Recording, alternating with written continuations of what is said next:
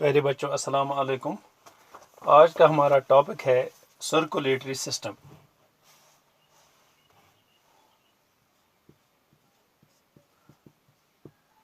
Circulatory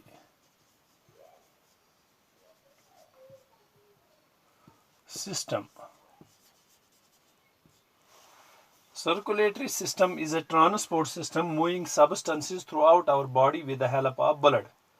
अगर अस वुचो circulatory system use जन छु यह अख ट्रांसपोर्ट सिस्टम आसान ट्रांसपोर्ट सिस्टम यह अख ट्रांसपोर्ट सिस्टम युस जन सानी बॉडी अंदर किन तमाम सबस्टेंसेस नम ते जन सबस्टेंसेस अस युस चीज गज़ाई चीज अस खेवान छ या बाकी यम अंदर किन सानिस जिस्मस मज पौध गसान कह मवाद तमन छ पकनावा अत सरसी बॉडी मज with the help of blood.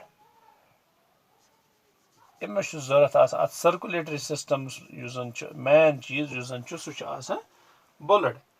In an adult human body, there are about 5.5 liters of blood.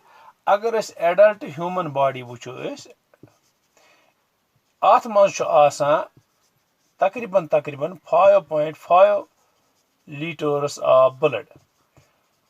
5.5 litre blood सरसी बॉडी मज, forming the most amazing transportation system in the body. अम सच बना अजीब करीब अलग अमेजिंग ट्रांसपोर्ट सिस्टम सानी body मज बना यह बना अम ब्लड सत।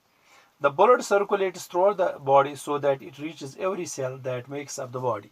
यह ब्लड यह सरसी बॉडी मज वातान सारे बॉडी सेलन मज वातान युस तह कह सेल बॉडी मज तथ मज वातान नतीज नेरान यह बनावा अख नेटवर्क इमन हुंद ब्लड वेसलन हुंद तमो जरिए पकनावा यह ब्लड तो वातान यह प्रथ कुन सेल मज जन सेल्स बॉडी इंसान सज बनावा छ। Circulatory system or blood performs the following functions. क्या functions use circulatory system छ यह क्या functions करा। नंबर 1 यह करा काम it carries or transports food and oxygen to each body cell. Food तो oxygen ची पकनावा food and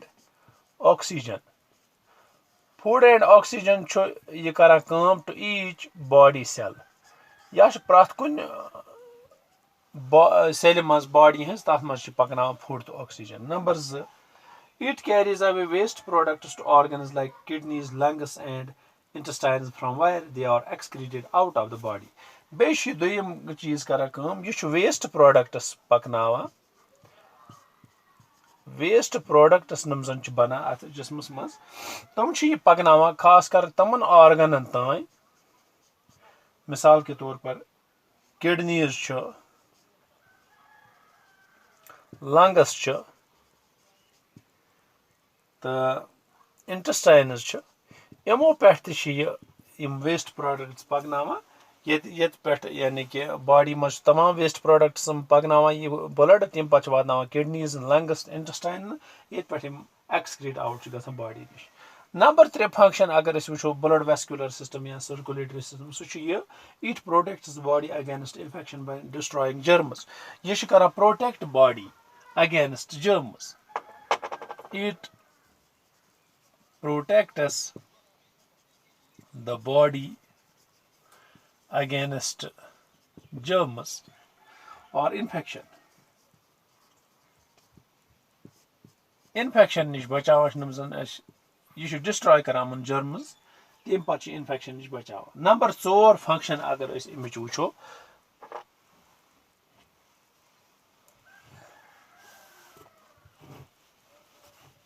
नंबर 4 फंक्शन अमिच it helps in blood clotting. Blood clotting मज मदद दिवान blood clotting thereby preventing excessive blood loss. Excessive blood loss use जन यह करा काम excessive blood loss अत यह बचावा prevention अमिच गसान। नंबर 5 फंक्शन युस जन it regulates body temperature. Regulates body temperature use जन रेगुलेट गसान कम सत अमी ब्लड सत। The blood moves in the body in tubes called blood vessels. वह अगर अस वुचो फंक्शंस तो वुच ब्लड क्या क्या फंक्शंस यु ब्लड वेस्कुलर सिस्टम या सर्कुलेटरी सिस्टम मगर अत मज अगर अस वुचो blood it flows in tubes tube like structures तमन वन ब्लड वेसल्स यम ब्लड वेसल्स नम पकन यह खून यह ट्रांसपोर्ट सिस्टम बनावा सान बॉडी मज blood vessels are of three types. Yum blood vessels namzan three qisme. These are of three types. Number one, arteries. Number two, veins. Number three, capillaries. Arteries, veins, the capillaries asan. Three qisme blood vessels sanis at circulatory system body maz asan. The circulatory system consists of three parts. Agar we wucho circulatory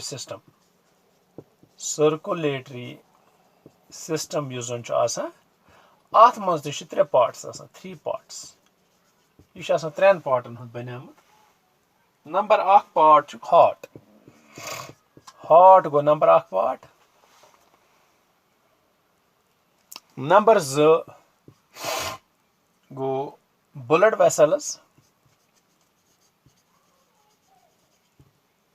Number three go blood. यानी कि blood vascular system यात one circulatory system, it is made up of three parts. Number one go heart, युस main organ युस यथ पे दारमदार सोरे circulatory system इथे कन blood vessels नमो मज खून पकान बे blood युस पकनावान तमाम waste materials चाहे गज़ाई चीज या waste materials products अमन movement करान body मज तो यह सर्कुलेटरी सिस्टम युस हावान कि युस सर्कुलेटरी सिस्टमस मज वुच कि अत मज त्रे पार्ट्स आसान यह त्रे पार्ट युस गोडनुक पार्ट निमो हार्ट यह हार्ट क्या आसान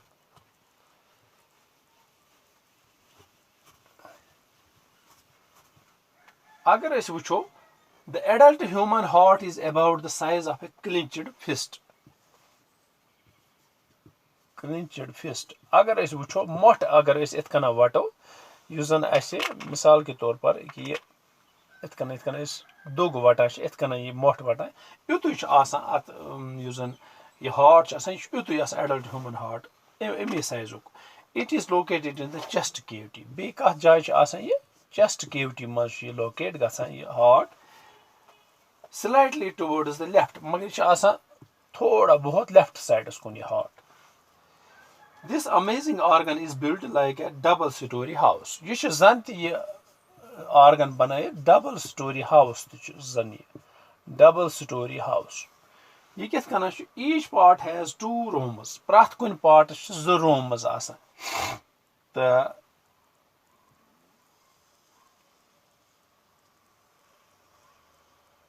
agar es wucho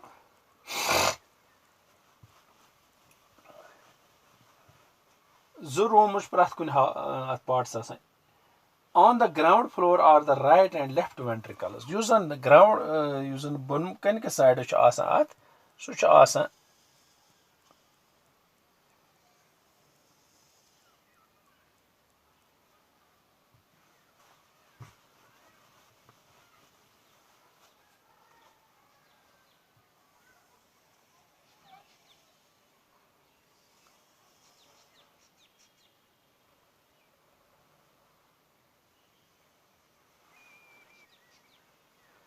zٕ हिस्सٕ आसान वन तो ोर चैम्बर हार्टस आसान बोन कनिक नम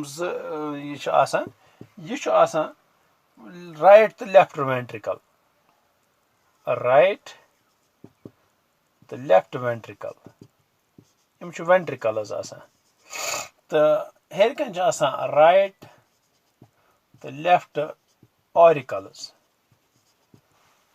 नमन आर्टरी वन there are doors called valves वह अगर वो नमन दरमियान वाल्व्स आसान यानी कि मोतो तो दरवाज आसान यम मज पकान यह ब्लड वसान अस आरिकलो मज वसान देयर आर वसान वेंट्रिकलो मज खसान आरिकलन मज तो There are doors called valves between the auricle and ventricle on each side, but none in between the two rooms on each floor. Magar don darmiyan chun asan kihin. There are also there also exists from the ventricles into arteries. Ventricle manch arteries un konti gasan exits, yani never nera, and entrance from veins into the auricles. Vein manch entrance tam auricle manch gasan. Actually, the heart consists of two pumps, one on each side. Agar is wucho ach aman chasan z pump chasan heartas, two pumps, one on each side. Dono side akh. Left side receives oxygenated blood. Using left side chasan, you should receive kara oxygenated blood. Yani ke saaf khoon using lango petiyon wapas. You should oxygenated blood as oxygenated as rich in oxygen. Rich in oxygen. Oxygen is mas asan chu variya tedad atmas. Ye blood she kara lango pet receive and sends it through the body. Pachi left side kara ye oxygenated body receive kara pachi vatna tamam lango nish receive kara tem pachi body vatna. The right side receives it back again with less oxygen and more carbon dioxide and sends it to the lungs. The use on the right side asan chahe right auricle ya right ventricle yam chikana deoxygenated blood yat maz kam oxygen zyada carbon dioxide asan pachi kara kam soza ye langan toy shushan toy taki tadi gais at oxygen release be ye gas saaf ye shu monto at ye shu go as heart usen chu ye shu asan chor simply thoju yaad toy heart cha asan choran chamber hund adult human heart banamut insan sud yat mazan right auricle left auricle cha asan the right ventricle the left ventricle cha asan yani ki imne so cha asan arteries veins capillaries cha asan connected at the blood cha umumaj flow gasan you go number 1 part circulatory system muk heart paga par is doyim part imuk blood vessels be blood